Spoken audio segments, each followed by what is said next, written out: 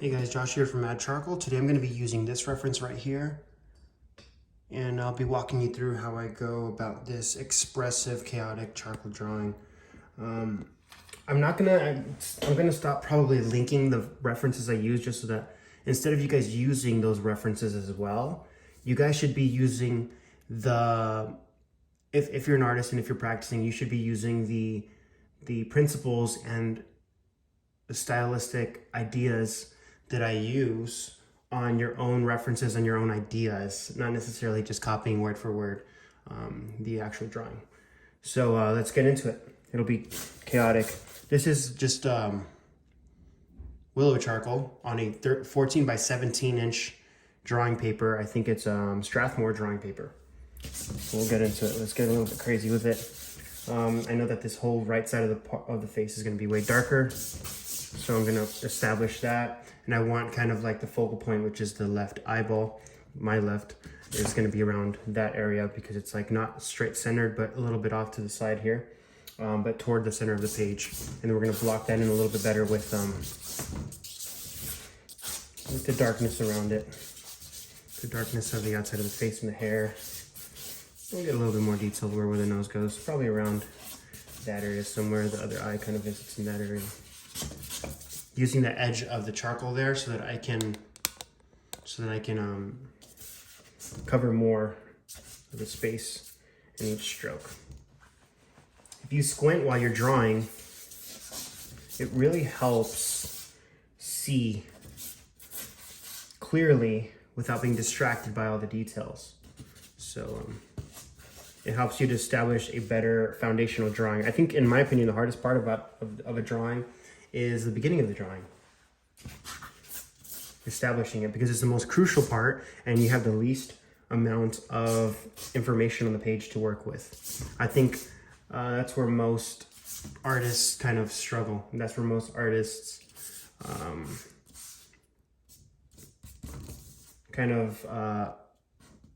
guess, for lack of a better word, struggle to kind of make a good foundation for the drawing and make mistakes or put down bad information that will not translate well to the end of the drawing.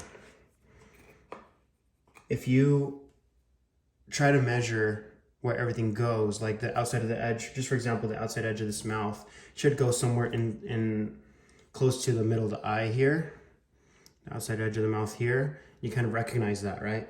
And then you could also recognize that the nostril on this side of the nose should go closer down toward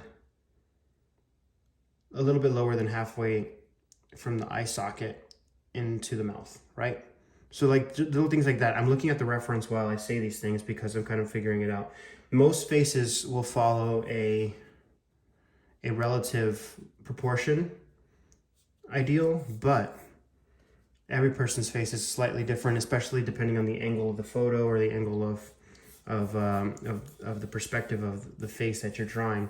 So just keep that into consideration. But there are things that you can learn from human anatomy, from facial anatomy, that will help you be more accurate overall in those, especially in the areas where you think, oh, this is looking funny, I wonder why, and you can't really figure it out. Well, if you knew anatomy, it'll really help you. So, all right, it's getting a little too structured. I want to get a little bit more chaotic with it. So I'm using, this is, I haven't talked about it yet. It's pan pastel with a soft palette knife. Black pan pastel. Kind of running out of that one, but it's great material to work with. Really interchangeable and usable alongside charcoal. It's like a softer, I mean, it's soft pastel, so it's like a more clay-like, a little bit more oily charcoal in a sense. Maybe you can say that, oily, I don't know, but it works great to block in value quickly. It's not the best for all the smallest details, but it's great to put down information. Now I'm gonna grab a piece of compressed charcoal. So this is just a chunk of overused chunk of compressed charcoal, and I'm going to get a lot of dark values in there. I'm gonna squint and look at my reference constantly while I sketch in a lot of these dark areas and kind of use it to create the tone of the drawing. So I'm not too concerned currently with all the details in the shadow areas because I want the details in the light areas to be, to contrast the very expressive and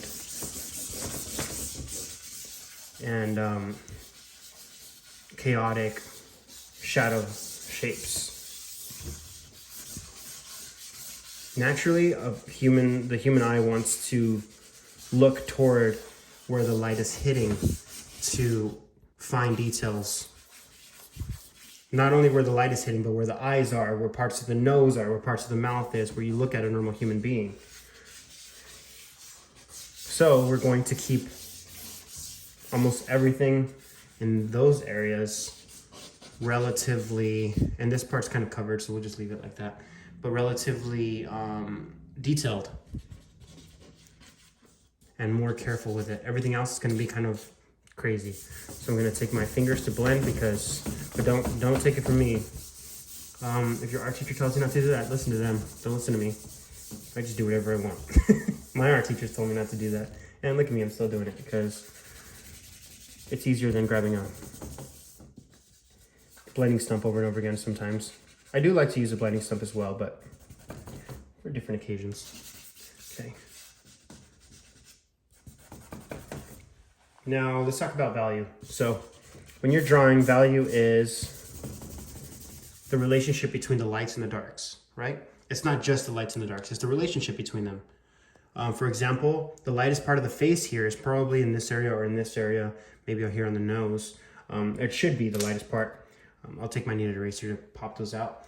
But they're not going to be as light as the white of the page, right? You're almost never find in reality or in photographs, you almost never find complete black or complete white. So we want to work with those. We want to be sensitive to those in-between tones, to those gray tones, right? If you have the right context, which means like if you have the right value surrounding another value, you can make it look like it's bright. Like I could make it look as if, I could try to make it look as if this is actually like lights hitting there, even though it's darker than the actual page, right?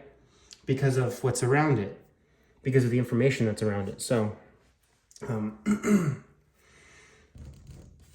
it's all about context. It's all about context in a lot of things, and it's no different for drawing. Do a little bit of reflected light there. Make sure that when you're working with reflected light, which is not the light that's hitting directly on the face, but it's just light from another surface bouncing onto the edge of the face. Remember when you're working with that it's never going to be as light as the actual light parts of the face, even though it does come across as that. It just should be surrounded by more darks. That's what it is.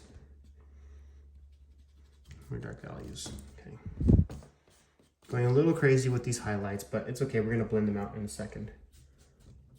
I'm going to put them back in their place. Kind of smooth them out in a little bit. We'll pretend there's some hair here, or like kind of there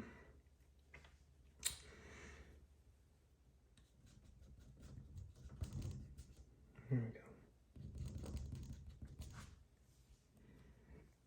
So as you can see, I haven't really touched up on this area here where there's just a bunch of shadow shapes, because I'd like for the focal point of the drawing to be in the light area. So I'm going to spend the majority of my time in this area, and out here I'm just going to touch it up every now and then, kind of get a little bit more crazy with it, or something along those lines, more chaotic. But I want that contrast to be there, not just in terms of value, but contrast in terms of detail. It'll make it a lot more interesting.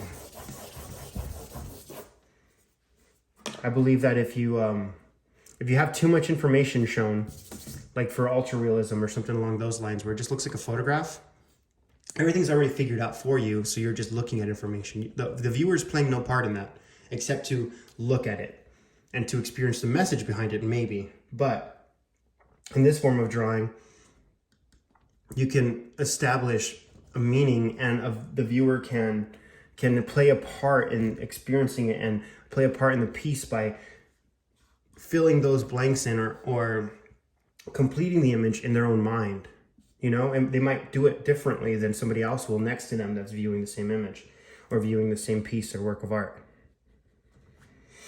I think that's powerful. And I think that is something that a lot of people enjoy. A lot of people prefer to see something that they can play a part in, that they can have meaning for themselves, that maybe somebody else might not have immediately.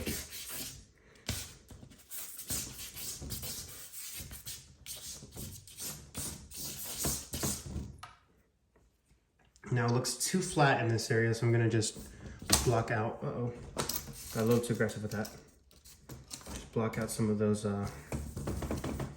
darknesses and pretend there's some light hitting there or something along those lines. Just indecisiveness in that area would be nice. This should come out a little bit more here on the edge of the mouth. Maybe right around here. Kind of misplaced it a little bit at the beginning. But we can always adjust it as we go. A perfect drawing is a boring drawing in my opinion. But if you can get close to it, it'll look nice. Especially if it's contrasted with chaos and with mistakes in a sense.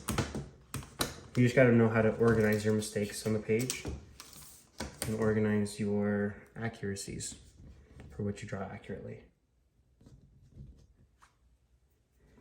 I'm being very, very expressive with the eye as well. I want to narrow it down to something more realistic, but I don't want to be able to look at it and just be like, oh, that looks like each part of the eye. But I want it to read as if it is an actual eye, but I don't want it to look as if, I want it to look like an effortless eye, you know? A little bit of information, that goes a long way for the people to be able to, or the viewer to be able to complete that themselves. I think it's really cool to be able to do that. And it's a really hard thing to accomplish, but it's well worth it, and that's what I'm always shooting for. Let's get a better view of that. I am working on the page vertically, not horizontally, because usually when you see somebody's face, you're looking like more elongated than width-wise. We'll hint at where that outside of the cheek is there.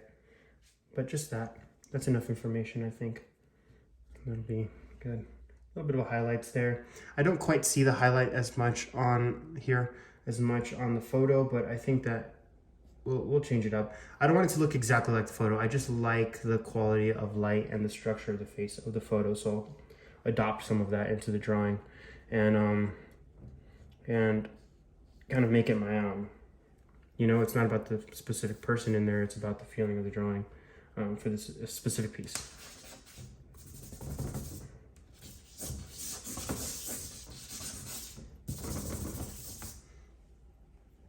Sweet. Now this needs to be a little bit lighter here. A little more coming out there. We could push the highlights there. Just slightly. Just dabbling it and constantly just trying to chisel, make this chisel shaped out of the kneaded eraser, to be able to use it almost like a knife, like a palette knife tool in terms of surface area, to be able to scrape those shapes out. You want the face to kind of melt into the outside chaos. But so now you're like carving the face out of the charcoal in a sense, using the charcoal as your shadows. You're pushing around your shadows and your lights. Don't use lines, but use big, large spaces of shapes and values. Squint when you're drawing. I can't stress that enough. Squint so you can kind of see without being distracted by all the little details and all the little lines and all the little textures. You can see what you're actually portraying to everybody else.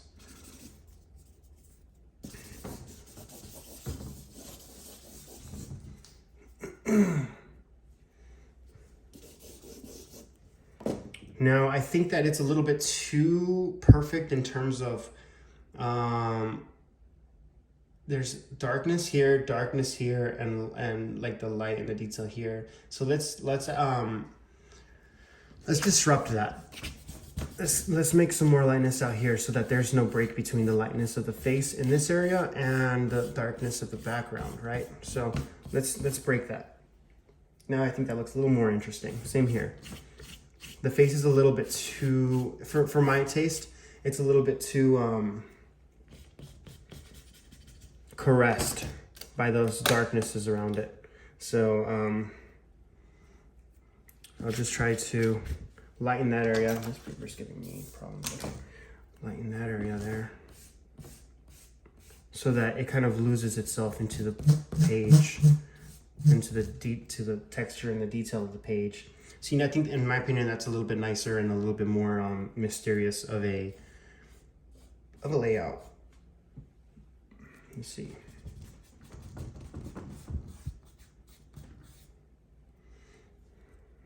Okay. Now we can go ahead and add a little bit more details to everything. This is a piece of Conti. I just happened to pick it up because I like the shape of it. Conti is more of a, I would compare it closer to like a very clay-like pastel.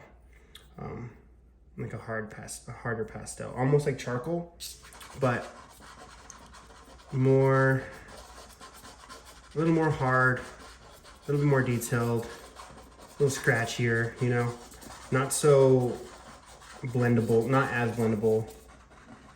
A little more clay-like, a little bit more rock-like. But I think it's a great thing to add a little bit of detail, kind of push some of these values, add a little bit of texture to what I'm doing here. Because it's hard to get it completely smooth, which is nice, because if I had the whole drawing to be smooth, it'd be a little boring. So let's get these very dark, rough, teethy values in there. And I'm gonna avoid this area still. Because I kind of like that unfinished look, you know?